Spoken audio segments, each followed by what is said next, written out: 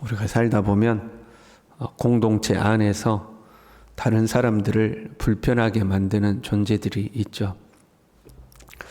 열정이 많아서 또는 일 욕심이 많아서 주변 사람들을 힘들게 하는 사람들이 있습니다. 그것은 괜찮다고 생각합니다. 열심히 하는 거니까요. 그러나 비열하고 비겁하고 거짓되고 자기밖에 모르고 이기적이고 그것 때문에 이제 다른 사람들을 힘들게 하는 사람도 있죠. 그러면 우리는 이런 사람을 험담하죠. 뒤에서 진짜 저 사람 왜 저러냐. 저 사람 때문에 힘들어 죽겠다. 사람이 저 모양이냐 하고 뒤에서 험담하고 이제 비난하기 일쑤입니다. 거기에서 더 나아가서 진짜로 못된 사람이 있습니다. 정말로 못된 사람이 있죠. 공동체에 해악을 정말로 끼치는 사람도 있죠. 지금 이제 본문의 흐름에 나오는 가룟 유다와 같은 사람이라고 할 수가 있겠죠. 유다는 예수님의 12제자로 뽑힌 사람입니다. 그냥 뽑힌 거 아니거든요. 예수님께서 밤새 기도하시고 그리고 나서 12명을 따로 불러서 사도로 삼으셨습니다. 그 중에 유다가 뽑힌 거죠. 나머지 제자들은 갈릴리 출신이었지만 유다는 유다 지역 출신이었습니다.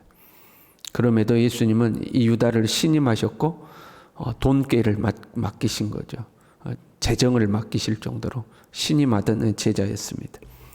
예수님과 함께 먹고 마시며 소위 동고동락을 했죠. 그래서 이제 마가복음 14장 20절에 보면 나와 함께 그릇에 손을 넣는 자 이렇게 표현을 했죠. 주님과 함께 먹고 주님과 함께 자고 주님과 함께 살았던 그러한 제자였습니다. 그런데 그런 제자가 예수님을 배반하고 은 30에 예수님을 팔아 넘겨버렸습니다. 그게 이제 가룟 유다죠. 그래서 우리 신앙인들에게 가장 큰 모욕 중에 하나가 저 가룟 유다 같은 놈. 그러면 이건 큰 모욕이죠. 이제 안 믿는 사람들은 저 이한용 같은 놈. 그러면 이제 큰 욕 아닙니까? 공동체에 이완용과 같은 또는 가룟 유다와 같은 사람이 존재하는 거죠. 저 가룟 유다 같은 사람이야. 저 사람은 가룟 유다 같은 사람이야. 그건 큰 욕이죠. 우리는 이런 사람을 욕하기 일쑤잖아요. 저 사람 가룟 유다하고 똑같아. 저런 이한용 같은 놈 하고 이제 욕하기 일쑤잖아요. 그러면서 한편으로 우리는 다짐하는 거죠. 나는 저 사람 같이 되진 않을 거야. 난 저 사람처럼 행동하진 않을 거야. 나는 저렇게 하진 않을 거야 하고 우리 다짐하는 거죠. 그래서 본문 27절에요. 너희가 다 나를 버리리라. 지금 유다가 예수님을 배신하는 장면을 앞부분에 기록해 놓고 그 다음에 나머지 제자들에게 예수님이 하신 말씀이에요. 너희가 다 나를 버리리라. 가룟 유다만 나를 버린 게 아니라 너희들도 나를 버리리라 그 말씀이죠. 그렇게 말씀하신 근거가 이는 기록된 바 내가 목자를 치리니 양들이 흩어지리라 하였음이니라 기록되었다는 거예요. 애언되어 있다는 그렇게 애언되어 있어 그 말씀이죠. 스가랴의 애언이죠. 스가랴 13장 7절에 기록되어 있거든요. 이미 다 애언되어 있다 그렇게 말은. 그럼에도 불구하고 베드로는 자신 있게 말하죠. 다 버릴지라도 나는 그리하지 않겠나이다. 야, 하나님의 말씀에 이렇게 돼 있어. 너는 이렇게 할 거야. 아니요. 다 버릴지라도 나는 주님 안 버릴 겁니다. 우리랑 비슷하죠? 나는 저렇게는 안 해. 이제 이런 거죠. 나는 저렇게는 안 될 거야. 우리도 그렇게 하잖아요. 저희 가룟 유다 같은 사람이 어떻게 저럴 수 있어? 나는 저렇게는 안 해. 이제 이렇게 하는 거잖아요.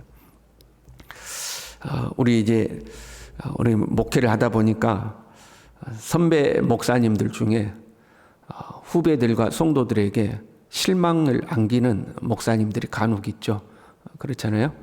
저 사람 젊었을 때 안 그랬는데, 저 목사님 젊었을 때 안 그랬는데, 은퇴할 때쯤 되니까 완전 사람이 변했네. 이제 이런 경우 간혹 있잖아요. 그러면 우리도 그런 선배 목사님들을 보고 각오를 하는 거죠. 나는 저렇게까지는 안 할 거야. 나는 저렇게는 안 변할 거야. 각오하는 거 아니에요. 여러분도 그런 각오할 때 있죠. 나는 저 사람처럼 안 될 거야. 그러는 거 아니에요? 그때 예수님이 우리를 보시고 뭐라고 하실까요? 나는 저 목사님처럼 안 될 거야. 나는 저 장로님처럼 나 저렇게 변질되지 않을 거야. 그때 예수님 우리 보고 뭐라고 그럴까요? 내가 진실로 네게 이르노니 오늘 이 밤 닭이 2번 울기 전에 네가 3번 나를 부인하리라. 네 그 결심 얼마 못 간다. 네 그 각오 얼마 못 간다. 우리 현대식으로 표현해 보면 우스운 소리일 수 있지만 하나님 내가 하나님 잘 믿고 절대 내 믿음 변치 않고 저 장로님처럼 나 저렇게 변질되지 않을 거예요. 네가 아파트 사기 전에 나를 부인할 것이다. 네 자녀가 대학 들어가기 전에 네가 나를 부인할 것이다. 네가 결혼하기 전에 나를 부인할 것이다. 이제 이런 거죠. 그거 얼마 못 간다는 거예요. 우리 목회자들에게는 네가 은퇴하기 전에 네가 나를 부인할 것이다. 베드로의 믿음은 예수님께 자신의 생각만큼 인정받지 못하고 있는 거죠. 베드로는 자기 생각에 나라면 예수님 절대 부인 안 해. 자신 있는 거 아니에요? 그런데 예수님은 그 베드로의 믿음을 인정하지 않고 있는 거죠. 베드로가 다 주를 버릴지라도 나는 주를 버리지 않겠나이다. 그러면 예수님이 맞아. 베드로 너라면 나를 버리지 않을까. 내가 너는 인정해. 그렇게 말씀해 주셔야 되는데 아니야. 닭이 2번 울기 전에 3번 네가 나를 부인할 거야. 인정하지 않는 거죠. 여러분 어떨 것 같아요?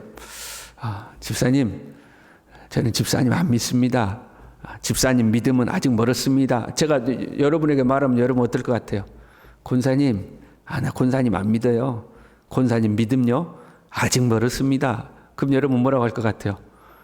목사님이 어떻게 나한테 그럴 수가 있어? 흥분하지 않겠어요? 내가 그래도 예수 믿은 지가 몇 년인데 사람을 뭘로 보고 말이야. 어떻게 목사님 나한테 그렇게 말할 수 있어? 여러분 흥분하겠죠? 베드로도 흥분한 거예요. 내가 주와 함께 죽을지언정 주를 부인하지 않겠나이다. 주님 나 뭘로 봅니까? 나 베드로예요 베드로. 내 모가지에 칼이 들어도 나 주님 부인하지 않아요. 자신 있게 이야기한 거죠. 베드로가 그러니까 다른 제자들도 가만히 있으면 안 되겠죠. 그래서 모든 제자도 이와 같이 말하니라. 너도 나도 예수님 나 주님 부인 안 해요. 주님 나 누군지 아십니까? 내가 주님 따라다니는 게 몇 년입니까? 나 주님 부인 안 해요. 너도 나도 다 부인하지 않는다고 그래요. 근데 우리가 잘 알고 있죠? 어떻게 돼요? 베드로는 말할 것도 없고 모든 제자들이 뿔뿔이 흩어져 버렸어요. 어떤 제자는 벌거벗은 채 이불을 두르고 도망가 버렸어요. 우리가 다 알고 있잖아요. 그래서 본문의 말씀 배치가 절묘한 것.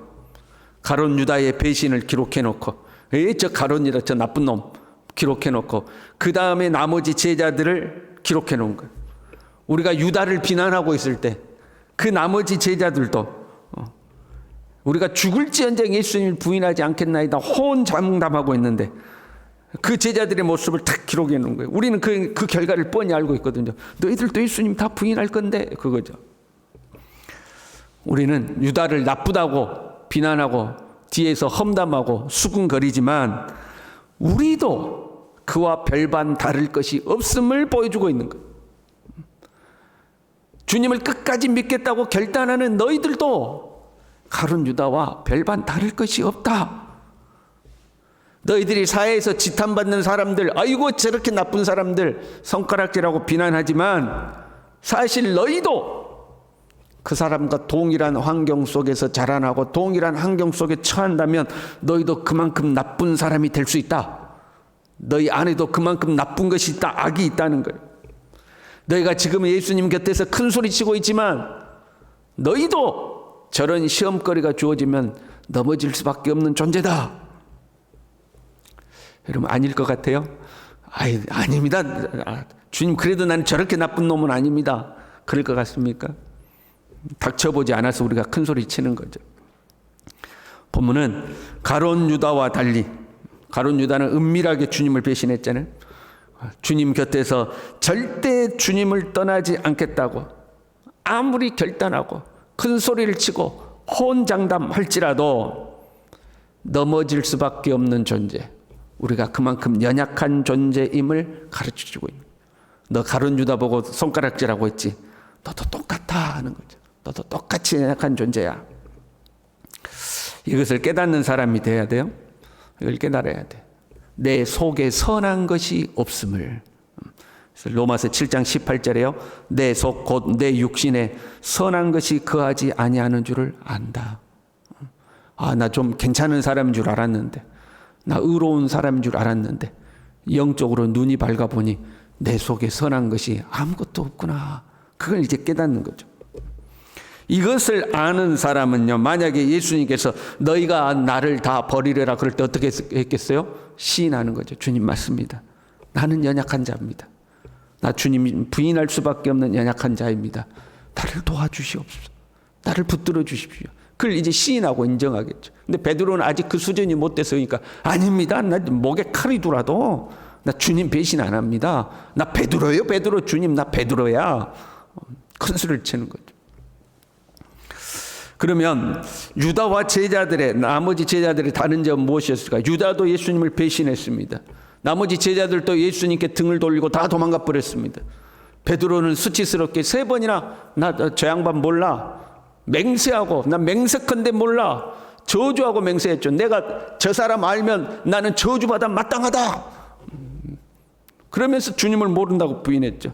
그 베드로와 유다의 다른 점은 뭘까요? 나머지 제자들이 예수님 부인하고 뿔뿔이 흩어졌어요. 과거로 돌아갔습니다. 과거 갈릴리에서 고기 잡던 그 바다로 돌아가서 고기나 잡고 있었죠. 그런데 예수님이 그들을 찾아오신 겁니다. 예수님이 그들을 찾아오셨어요. 그들의 마음을 어루만져 주시고 다시 용기를 주시고 그들을 다시 이렇게 세워주셨죠. 그러나 가룟 유다는 예수님을 다시 만날 기회를 남기지 않고 스스로 목숨을 끊어버렸습니다. 거기에 차이가 있는 거죠.